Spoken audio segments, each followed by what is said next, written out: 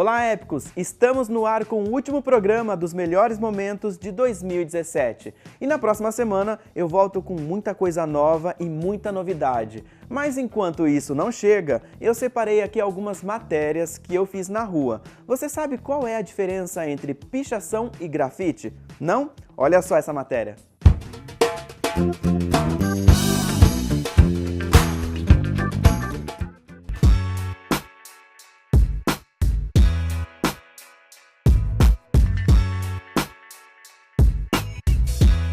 O Universo Épico conversa agora com o Luiz, ele que é grafiteiro e vai explicar para você aí de casa o que é grafite, Luiz.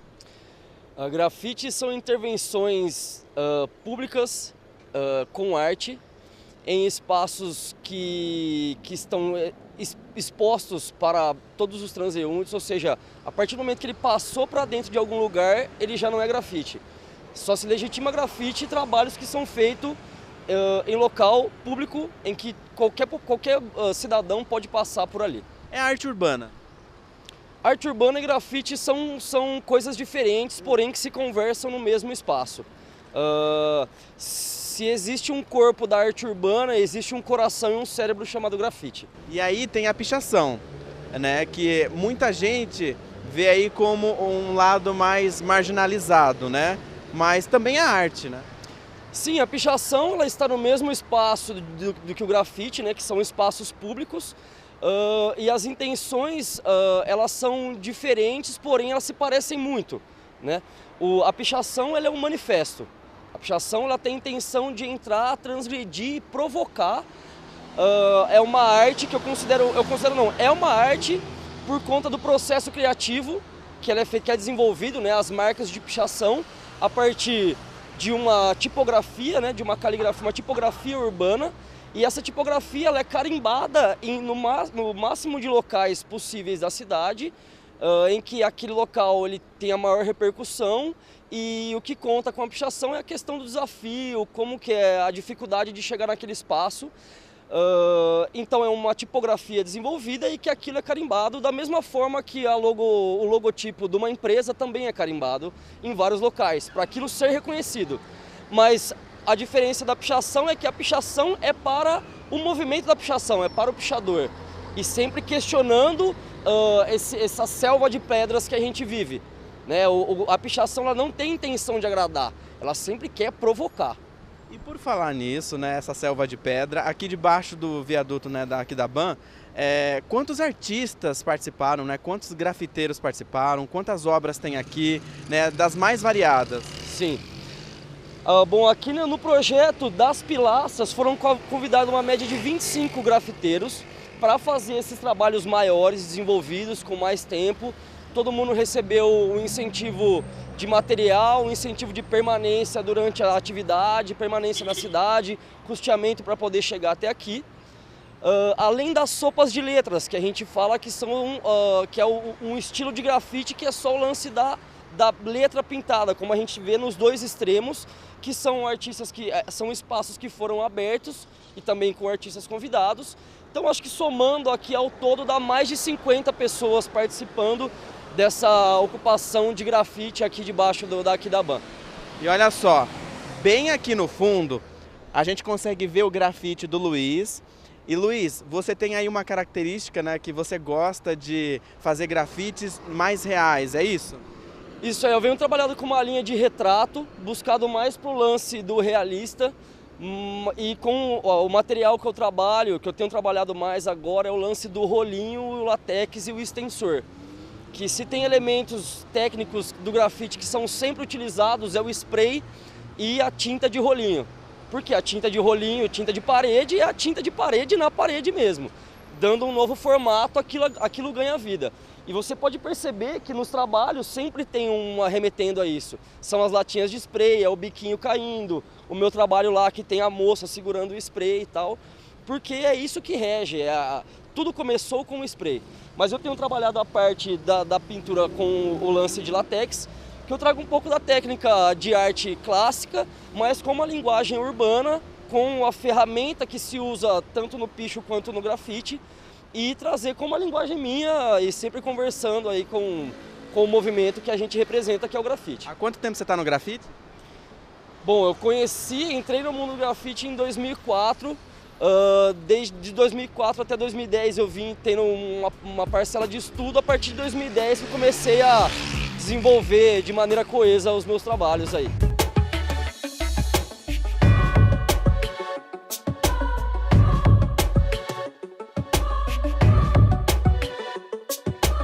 O Jimmy já está aqui do meu lado e ele vai falar os desafios, né, de se fazer um grafite hoje na cidade. É complicado, é fácil, é difícil? Como que é, Jimmy?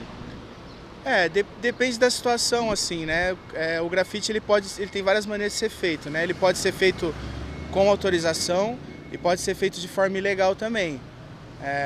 Hoje em dia é um pouco mais fácil para fazer porque as pessoas aceitaram um pouco mais o grafite, né? Ele aparece muito na mídia hoje em dia, é usado por grandes marcas, então facilitou um pouco para a gente conseguir espaços para serem grafitados na cidade. Ô Jimmy, para você marcar, né, presença, você precisa ter o quê? Ter ali uma originalidade, né? Ter uma característica forte? Sim, é importante, o estilo é uma das coisas mais importantes no grafite, né? Para se diferenciar dos outros. E tem que ter bastante lugar na cidade, assim, né? Principalmente nas regiões centrais, assim, porque conta muito a visibilidade, né? Me fala uma coisa, para você fazer uma obra como essa que você fez aqui, vai muita tinta, é caro, como é que é? É um pouco caro, mas pelo tamanho do trabalho, né? Então o grafiteiro ele precisa ter uma certa quantidade de latas de spray, né? Alguns acabam usando outros recursos, como tinta látex e tal, fazendo rolinho para dar uma economizada. Mas esse trabalho mesmo eu gastei algo em torno de umas 20 latas de spray, assim. O que dá mais ou menos em quanto em dinheiro? Eu acho que algo em torno de uns R$400, assim. R$400, é uma boa grana, né? É uma boa grana, é. E por falar nisso, dá para viver do grafite? Dá, hoje em dia dá. A gente consegue fazer trabalhos comerciais, né? A gente faz outros tipos de trabalho também, encomendados. Às vezes a gente consegue vender o nosso próprio trabalho, mas hoje em dia mudou e a gente consegue sim viver disso. O garoto lá em casa, ou até mesmo a menina que está assistindo, né? E quer fazer grafite, né? O que precisa para começar? Bom, tem que saber desenhar? É importante. E tem que gostar, mas acho que o principal é você... Tem muita gente que faz grafite e não sabe desenhar. Assim como a tatuagem também, tem muitos caras que tatuam e não sabem desenhar. Então, acho que o mais importante é você saber mexer com a ferramenta que é o spray, né? A partir do momento que você consegue dominar o spray, tudo que você criar ali no papel, nem precisa de saber desenhar muito, você consegue passar para a parede. E olha só que interessante, né? Aqui tem algumas obras, né? Alguns grafites que o Jimmy estava me ajudando a decifrar, né? Ao lado do dele ali tem aquele de azul, que se você aí de casa consegue enxergar o que está escrito ali, o Jimmy vai decifrar pra gente, né, Jimmy? Porque tem coisa escrita ali, né? Coisa escrita. O que está escrito ali? Olha, ele escreveu suave, escreveu deck, que é o nome que ele assina no grafite. Ele escreveu o nome da namorada dele, Mag. Alguns nomes ele repetiu, mas basicamente foi isso. Tá vendo? Todo grafite, né, tem ali uma mensagem. Então, seria interessante você vir até aqui no viaduto, embaixo do viaduto daqui da Ban, e dar uma passada, vem prestigiar aqui as artes dos meninos.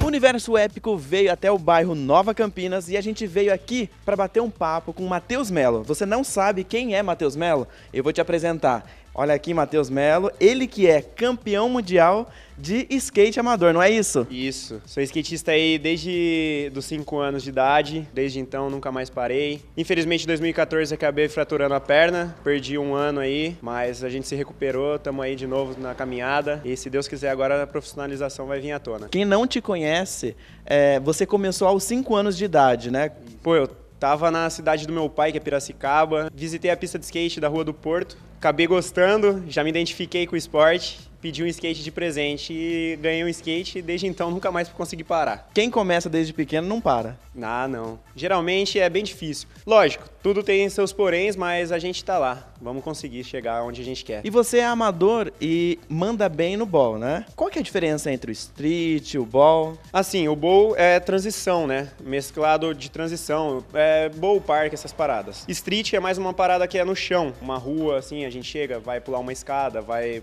pegar um caixote. É o que diferencia um pouco do bowl e do street. O que você acha mais complicado? Street, viu? Falar bem a verdade, é onde mais se machuca ali. Porque o bowl a gente consegue até sair correndo, mas um street, tomar um skate na canela é difícil pra caramba. Você tem um monte de troféu, um monte de prêmios, é isso? Isso. Acabei aí já, como faz bastante tempo que eu ando, já venho participando de campeonatos há muito tempo. Graças a Deus aí consegui ganhar alguns, tem alguns outros aí, troféus aí de algumas outras colocações, mas estamos aí na caminhada sempre. Agora a gente vai lá pra dentro, porque eu quero ver todos esses prêmios. Vamos lá? Vamos lá. Matheus, por ordem de importância aqui, qual é o mais valioso, vamos dizer assim? Vamos dizer que esse daqui. Esse daqui foi quando eu ganhei o Mundial, em 2013, que, pô, conta bastante na minha história aí. Esse troféu aqui é o que mais conta pra mim, vamos dizer assim.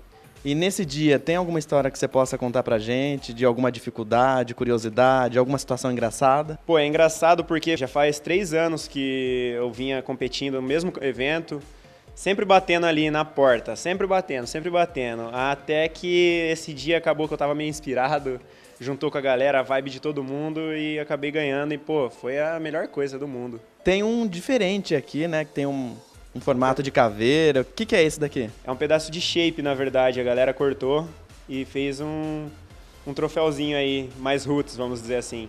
Foi de um evento que a gente correu agora ano passado, em Portão, lá no Rio Grande do Sul. Agora tem um aqui que você escolheria como o seu xodó, que você tem ciúmes, que você mais gosta, ou não? Todos eles são importantes para você? Todos eles são importantes, né? Porque cada um tem sua história, cada um tem o seu momento, tudo. Agora eu vou desafiar, né, o Matheus. O videogame já está até montado aqui, tem até uma torcida, os meninos amigos do Matheus. Ele vai me ensinar a jogar, então, o skate no videogame. Isso. Vamos tentar aí, né? Ver o que vai dar. Por onde a gente começa aqui, então? Ó, vamos lá. Dá o start aqui. O que é? É uma competição? Tem que fazer... Os botões do lado é os que vão fazendo o tipo de manobra. Ó, eu vou colocar o microfone aqui para facilitar a minha vida, porque eu sou muito competitivo, então eu não quero perder. Então, segura aqui o X e o X pula? Isso. Ah, já ganhei ponto. Já.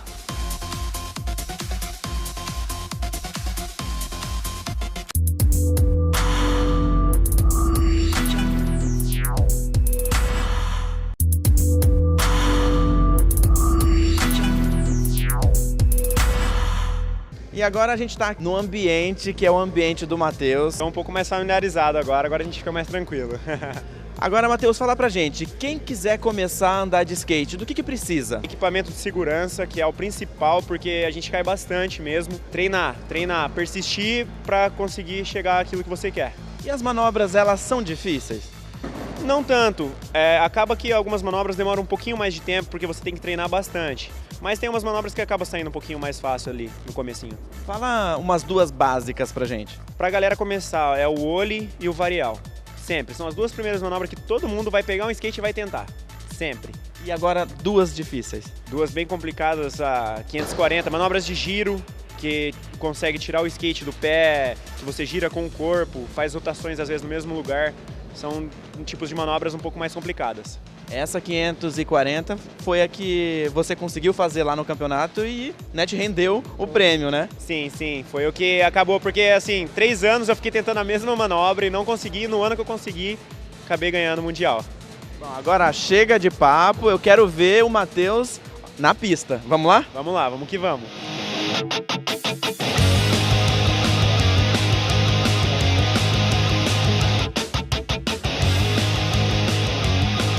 Tá vendo só? Por isso que é importante, né, o equipamento de segurança. Sempre, sempre. Capacete principalmente, porque a cabeça é muito fácil para bater. E a gente está a todo momento sujeito a cair. Deixa eu perguntar, tem alguma maneira de cair para se machucar menos? Sempre cair rolando e tentar não colocar braço nem perna na mão, na onde você for bater. Levanta mesmo e deixa que o próprio capote vai deixar você inteiro. Agora o Matheus vai mostrar pra gente, né, as manobras no bowl. Vamos que vamos, todo lugar.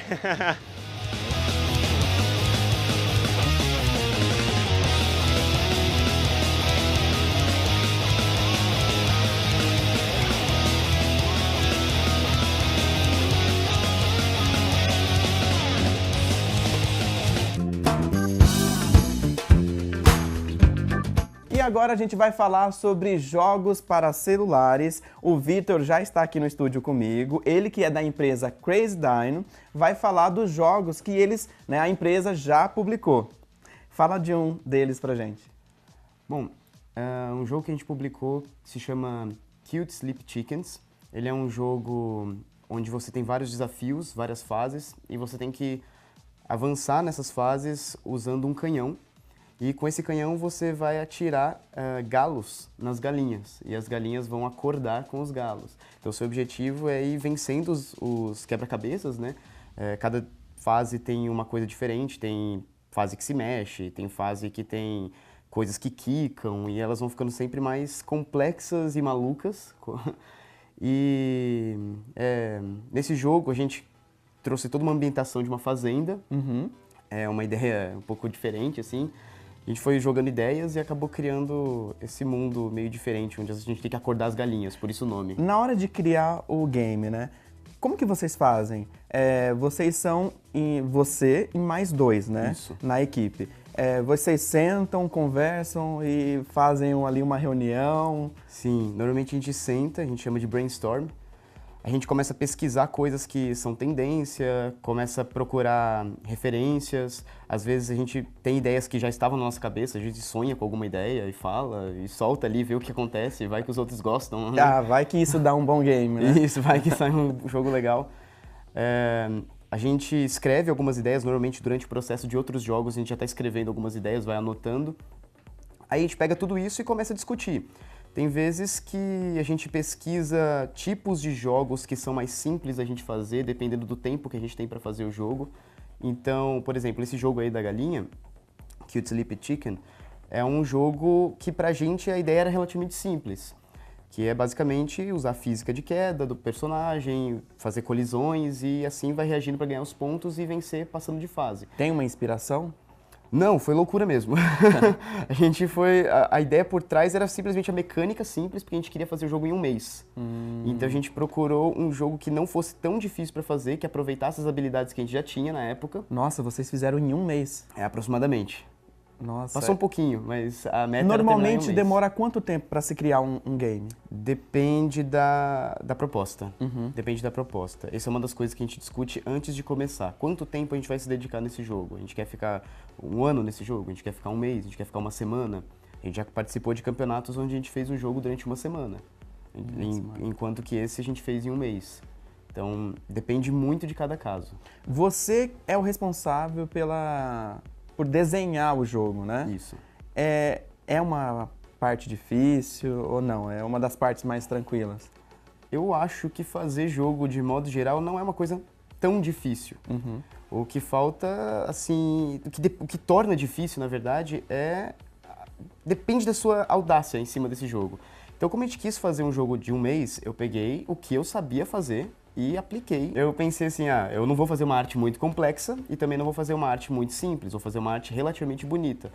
Então eu usei as minhas habilidades para poder criar um jogo dentro do escopo, dentro do tempo que a gente preveu, mais ou menos. Então para mim não foi tão difícil, eu não criei nada audacioso. Eu criei desenhos simples, sem muita sombra e luz, Eles eram fofinhos, né? Cute, no nome do jogo. Então foi uma arte que pra mim eu tenho facilidade. Mas isso depende muito do artista. Tem artista que tem facilidade de fazer algo realista, tem artista que tem facilidade de fazer pixel art, tem gente que prefere fazer só vetor.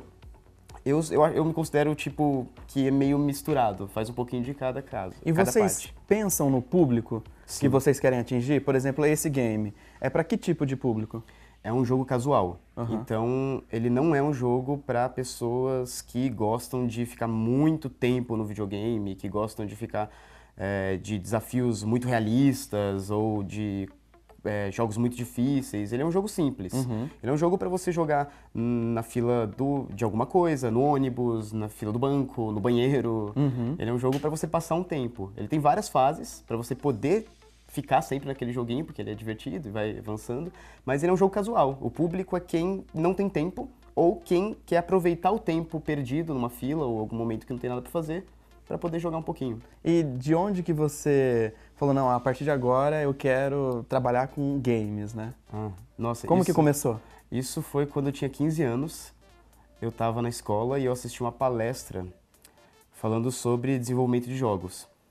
E eu me encantei, porque eu sempre fui um cara eclético. Sempre gostei de música, arte, matemática, física, humanas de modo geral. Eu gosto muito de discutir esse tipo de coisa, de história, de filosofia. E aí eu ficava, o que eu vou fazer, né? Vou fazer uma coisa mais voltada para exatas, mais voltadas para biológicas, mais voltadas para a área de TI. Eu não sabia escolher. Quando eu assisti essa palestra, quando eu tinha 15 anos, meu primeiro do ensino médio, eu vi que esse mundo de desenvolvimento de jogos precisa saber um pouco de tudo.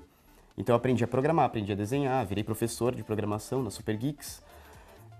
Agora eu faço parte do grupo da Crazy Dino, então eu, por conta disso, acabei escolhendo a área de jogos, que é uma coisa bem eclética como eu sou. O Universo Épico hoje vai falar de terror e para isso nós convidamos a Soraya que é especialista e escreveu o livro A Vila dos Pecados. O que é que tem nessa vila, Soraya? Oi, gente. É um prazer estar aqui com vocês. Essa vila é muito complicada, porque, bom, primeiro que esse livro é um livro de época, então ele se passa no final do século XIX e ele conta a história de uma vila afastada da sociedade, é uma vila fictícia. E ela tem suas próprias regras, né? A sua sociedade é um pouquinho diferente da sociedade dos outros locais, até por ser afastada. E nós temos um prefeito, que é o Dr. Pina, que de doutor não tem nada, ele se auto-intitulou doutor. E a gente tem a figura do Padre Bento, que junto com o Dr. Pina orquestra esse caos na vila. Quando o Padre Bento morre, ele é substituído por um outro padre, que vai cair de gaiato na vila. E esse outro padre, que é o Padre Alfonso, é muito diferente do Padre Bento. E ele começa a perceber que tem muitas coisas erradas acontecendo ali. Nesse ínterim, algumas pessoas começam a morrer. Então você tem um cenário de mortes numa vila pequena. Então todo mundo é suspeito, todo mundo é uma possível vítima. E os segredos mais sujos começam a aparecer. Então você descobre que ninguém é o que parece ser. É um terror sobrenatural? É um terror mais pé no real? Geralmente mais real, mas o Padre Alfonso, ele começa a ter algumas pegadas assim, que o próprio leitor vai ter que me dizer se ele acha que é sobrenatural ou não. Porque é muito... é jogado, vai da cabeça de quem tá lendo. Quantas páginas? Ele tem 450 páginas, esse. 450 páginas. Não parece tanto porque a gente fez o papel mais fino. Ele é contado todo em terceira pessoa, né? Quando chega nessa parte do interlúdio, são 2 interlúdios que o assassino conversa com o leitor. Na verdade, ele divaga em primeira pessoa. Lá quase no final, antes da gente saber o que acontece. O público, então, o leitor, ele pode esperar, então, aquele terror pesado, uma coisa mais suspense, que vai instigando até o final? Ele é mais suspense. É porque, assim, eu comecei a escrever no suspense. Pra mim era muito mais fácil. E aí eu falei, gente, mas tem uma linha bem tênue entre o suspense e o terror. Porque o terror não necessariamente precisa dar medo e não necessariamente precisa ser sobrenatural. São elementos que você coloca. Eu sempre falo, alguém falou assim, eu li esse livro de terror, mas não deu medo. Eu falei, gente, Frankenstein é terror e pelo menos pra mim não dá medo. E é um clássico do terror. Clássico. Então, assim, é muito tênue essa linha. E aí eu comecei mais pelo terror. Eu uso muito sangue, eu uso muito descrições, essas coisas que o leitor fica um pouco nervoso. E eu queria que você me falasse, como é que foi todo o processo de você chegar no livro? Olha, eu sempre quis escrever um livro que se passasse numa vila, porque eu acho que você tá numa vila, ele é propenso a acontecer algumas coisas que não aconteceriam, por exemplo, numa cidade grande ou num local, né, diferente. Só que eu não tinha a ideia toda dele. Eu falei, não, eu quero uma vila, tá bom. Aí o que eu fiz? Eu falei, não, eu preciso saber mais ou menos o que vai acontecer nessa vila.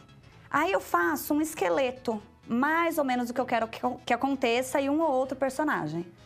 Desenhei esse esqueleto e comecei a escrever. Só que eu falo assim, não sou eu que crio os personagens aparecem e surgem e me arrebatam. Porque às vezes eu começo a criar um personagem que ele ia ter uma característica X e eu percebo que não vai combinar, que ele tem que ter uma outra característica. Toma vida. Ele toma vida. Esse projeto levou quanto tempo para ser escrito inteiro? Para ser escrito de 8 a 9 meses. Aí depois ele passa por revisão, aí eu fui atrás de editora, que aí eu fiz o contrato com a editora Coerência. Então, assim, é um processo longo. Não é um processo fácil, porque você escrever é a parte mais fácil. E aí, você acabou de falar que você foi atrás de uma editora.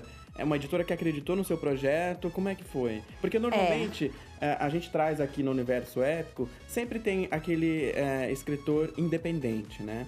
Que ou ele coloca um dinheiro, ou ele faz um financiamento coletivo na internet. No seu caso foi diferente? Na verdade é uma publicação paga. Tá. Só que você tem a editora por trás, que te dá todo o suporte, o marketing, distribui os livros na livraria física. Que é uma coisa que às vezes independente você não tem. O custo, às vezes, do independente é até um pouco menor. Mas eu acho que quando você faz por uma editora, você tem um alcance maior. Porque é o que eu te falei, a parte mais fácil é escrever. Depois você passa para revisão, você tem que submeter a uma leitura crítica. Esses críticos, né? Qual foi o retorno deles? Olha, eu tenho só que agradecer, porque eu só tive retorno bom até agora. Retorno positivo. Só retorno positivo. Todo mundo que leu A Vila dos Pecados está dando um retorno. Porque tem umas coisas características nos meus livros que às vezes fogem um pouco dos livros normais. Eu não tenho final clichê. Isso é muito bom. Porque não vai existir final feliz. Não é que não vai existir, né? As pessoas falam que aí o pessoal me apelidou de Dark Queen, né? Porque, nossa senhora, ela mata os personagens. Mas eu acho que o meu foge um pouco disso, porque a maioria do que a gente pega na literatura brasileira é romance, é erótico, e você meio que já tem um enredo previsível, digamos assim. E eu fujo totalmente disso. E eu exploro muito o psicológico dos personagens. Chegamos ao fim das reprises, foi muito bom relembrar tanta coisa boa que fizemos em 2017. Preparado para tudo que vem em 2018? Eu vou adiantar apenas uma coisa, vai ser épico. Te espero na próxima semana. Tchau!